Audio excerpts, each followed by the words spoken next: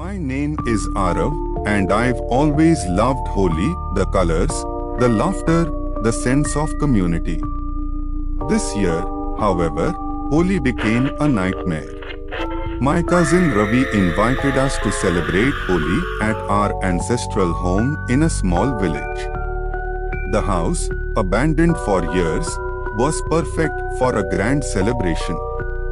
The night before Holi, we gathered around a bonfire. Ravi's grandmother, Dadi, told us stories of the house, including a chilling tale of the Holi of 1947, when partition riots turned the festival into a bloodbath. She spoke of spirits that never left. We laughed it off as just a spooky story. The next day, Holi began with a burst of colors.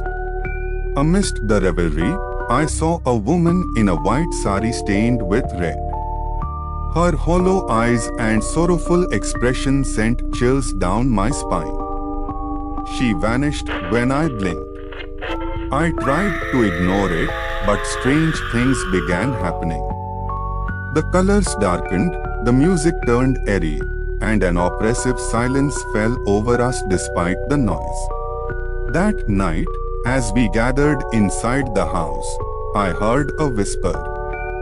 Following the sound, I ended up in a cold, dark room where the woman appeared again. "Help me," she whispered. "They won't let me go." Flooded with visions of blood and fire, I realized the house trapped souls from that fateful Holi. I rushed back to the others, shaking. Dadi understood and suggested a ritual to honor the dead. As we chanted, the spirits appeared, including the woman in the white sari. They smiled gratefully and then vanished. The house felt lighter, the oppressive atmosphere lifted. Holi was never the same for me after that. It remained a celebration of colors and joy, but I could never forget those haunted eyes. Every year, as I smear colors on my friends and family, I say a silent prayer for those lost souls, hoping their pain is finally at an end. Holi is a time of renewal and forgiveness, and I, Arav, will never forget the Holi that taught me the true meaning of those words. I'm Lucy, and Christmas used to be my favorite time of year. The magic of the season always filled me with joy, decorating the tree, baking cookies, and sharing laughter with loved ones. But all of that changed last Christmas, when I encountered evil Santa. It started innocently enough, with the first snowflakes of the season drifting lazily from the sky. I was home alone, nestled by the fireplace, wrapping presents late into the night. The clock ticked past midnight when I heard it, a faint jingle, like sleigh bells in the distance. At first, I dismissed it as my imagination playing tricks on me. After all, it was Christmas Eve, and my mind was undoubtedly filled with thoughts of Santa Claus and his reindeer. But the sound persisted, growing louder and closer until it seemed to echo through the walls of my house. Heart racing, I tiptoed to the window and peered outside. What I saw froze me in terror. There, standing in the moonlight, was Santa Claus, or at least, something that resembled him. His red suit was tattered and stained, his beard matted and tangled. But it was his eyes that chilled me to the bone, empty voids of darkness that seemed to swallow the light around them. I watched in horror as evil Santa approached my house, his footsteps heavy against the frozen ground. With a shiver, I realized that there was no warmth in his presence, no twinkle of holiday cheer. Only darkness. As he reached my doorstep, I scrambled to hide, praying that he wouldn't see me. But evil Santa knew I was there. With a guttural growl, he pounded on the door, each thud sending shockwaves through the house. I cowered in silence, the sound of my own heartbeat drowning out all else. Minutes stretched into eternity as I waited for him to leave, to disappear back into the night. But he remained, his presence looming like a shadow over my home. And then, without warning, the pounding stopped. I held my breath, waiting for the next inevitable horror. But instead of breaking down the door, Evil Santa spoke, a voice like gravel scraping against stone. Merry Christmas, Lucy. He whispered, his words sending a shiver down my spine. I'll be seeing you soon. With that, he vanished into the darkness, leaving me alone with the echoes of his sinister laughter. Since that night, I've lived in fear, knowing that Evil Santa is out there, watching, waiting. And as Christmas approaches once again, I can't shake the feeling that he'll return, his dark presence casting a shadow over the holiday season forevermore. Months passed, and the memory of that terrifying night lingered in the back of my mind like a persistent nightmare. I tried to convince myself that it was just a figment of my imagination, a trick of the darkness on Christmas Eve. But deep down, I knew the truth. I had encountered something evil, something beyond explanation.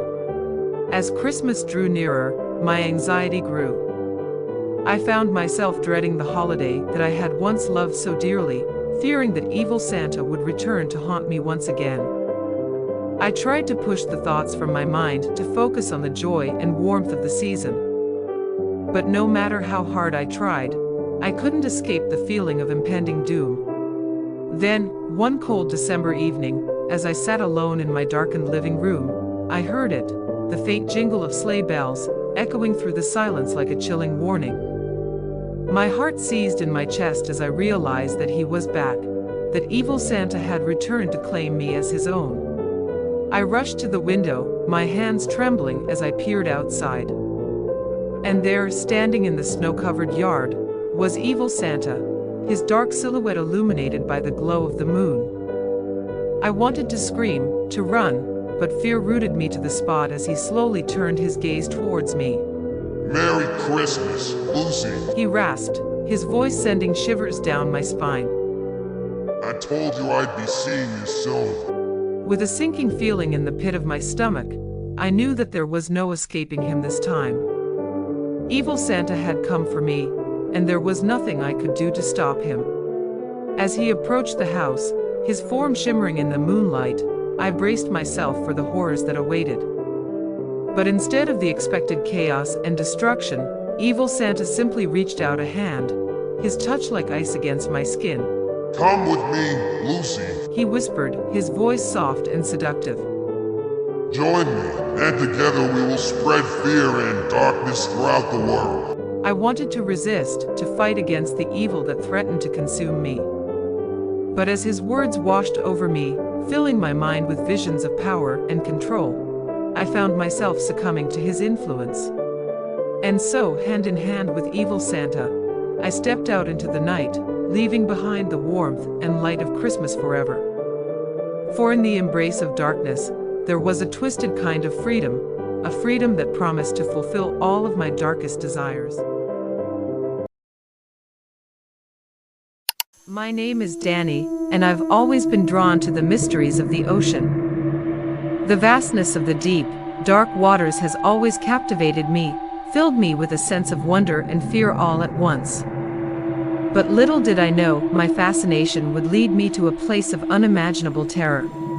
It all began when I joined an expedition to explore the Mariana Trench, the deepest part of the ocean. Excitement coursed through me as our submersible descended further and further into the abyss. The darkness outside pressed in on us, swallowing everything in its path. As we delved deeper, the pressure intensified, and the eerie silence of the ocean engulfed us. The only sound was the rhythmic hum of the submersible's engines, echoing through the metal hull like a heartbeat in the void.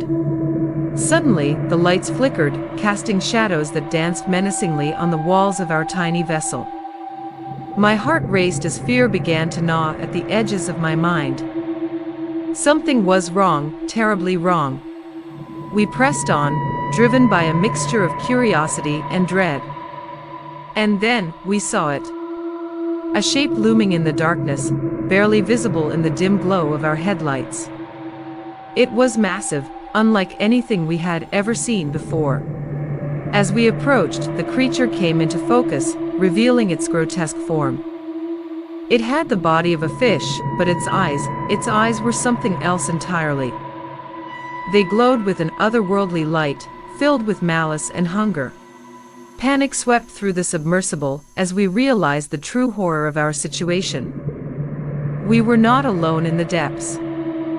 The creature circled us, its movements graceful yet sinister. I could feel its gaze boring into my soul, filling me with a primal terror I had never known before. Desperate to escape, we tried to maneuver the submersible away from the creature, but it was no use. With a sudden lurch, the beast attacked, its razor-sharp teeth tearing through the metal hull like paper. Water rushed in, flooding the cabin as we struggled to hold on to our rapidly fading hope. In those final moments, as darkness closed in around us, I realized the terrible truth. In the heart of the abyss, there are things that should never be disturbed, things that should remain hidden in the depths forever. But our story doesn't end there.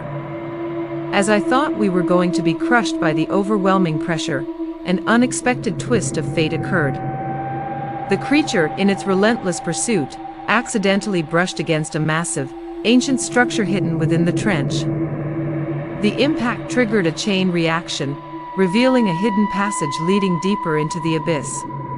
With no other choice, we abandoned our doomed vessel and followed the newfound path, hoping against hope for salvation. As we descended further into the depths, the darkness seemed to intensify, and a sense of foreboding gripped us tightly. And then, we found it.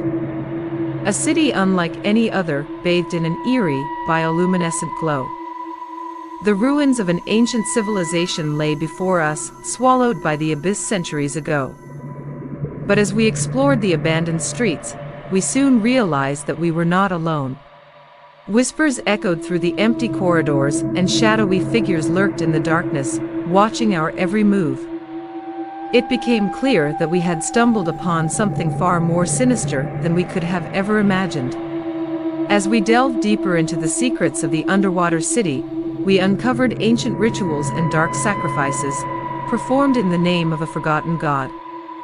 And at the heart of it all, we found the source of the malevolent presence that haunted the depths, a creature of unfathomable power, worshipped as a god by the inhabitants of the sunken city. But the true horror awaited us as we attempted to escape the clutches of the ancient deity. Our presence had awakened something dormant, something that should have remained buried beneath the ocean's depths.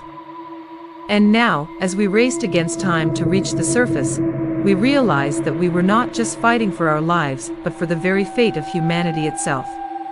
And as we emerged from the abyss, battered and broken but alive, we knew that the horrors we had witnessed would haunt us forever, a chilling reminder of the darkness that lurks deep beneath the surface of the ocean.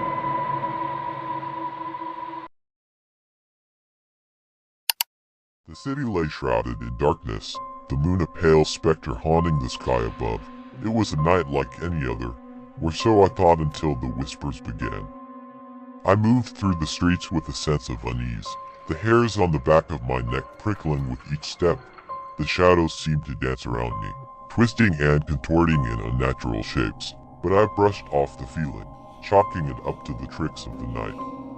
My destination loomed before me, the jewelry store, its windows aglow with the promise of wealth untold. But as I approached, a chill swept through me, a premonition of something sinister lurking in the darkness. With trembling hands, I disabled the alarms, the soft hum of electricity filling the air like an ominous omen. The lock yielded to my touch, but the door swung open with a mournful creak, as if protesting my intrusion. Inside, the store was cloaked in darkness, the only light emanating from the glimmering jewels that adorned the displays. But there was something else, something lurking in the shadows, watching, waiting. I ignored the feeling of dread that gnawed at my insides as I began to fill my bag with the treasures before me. Each piece felt heavy in my hands, as if carrying the weight of 1,000 souls. But then, I heard a soft whisper, barely audible above the pounding of my heart. "Who dares disturb the darkness?" it hissed, sending shivers down my spine. I froze, my blood turning to ice in my veins. I had heard stories of the spirits that haunted the night, but I had never believed until now.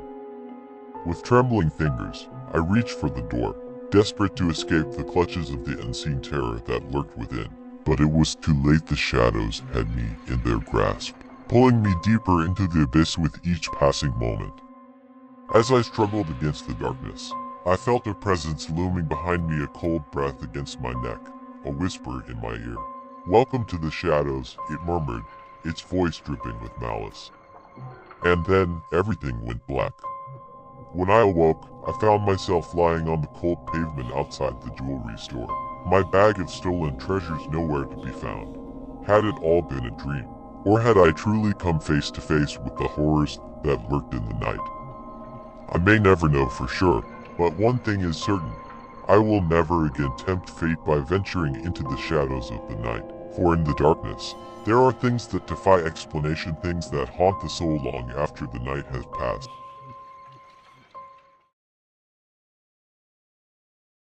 My name is Emily Chase, and my life was once a beacon of light in a world shrouded in darkness. But that light was soon extinguished when an ancient evil found its way into my soul.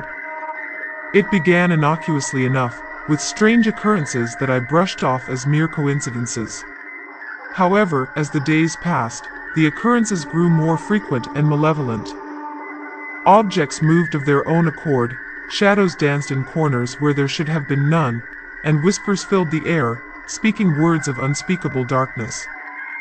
I tried to ignore them, to convince myself that it was all just my imagination running wild.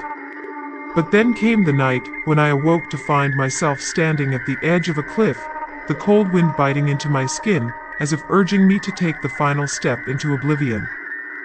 I recoiled in horror, realizing that I had no memory of how I had gotten there or why I had come.